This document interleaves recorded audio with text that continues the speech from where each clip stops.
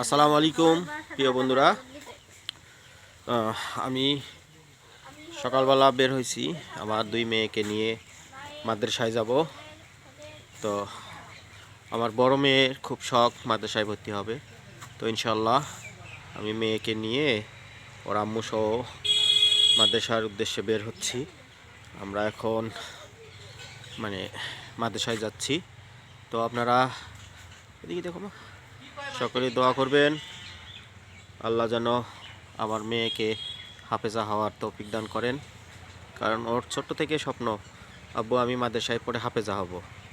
আমি তোমাদের আব্বু আম্মুকে আমি জান্নাতে নিয়ে যাব। আল্লাহ পাক যেন কবুল করে। আমি দোয়া করি আমার মেয়ে যেন খুব দ্রুত শিক্ষাটা অর্জন করতে পারে। আর আল্লাহ পাক যেন খুব দ্রুত ওর হেফজ করার তৌফিক দান করেন। আপনারা সকলেই দোয়া করবেন। আল্লাহ হাফেজ বন্ধুরা।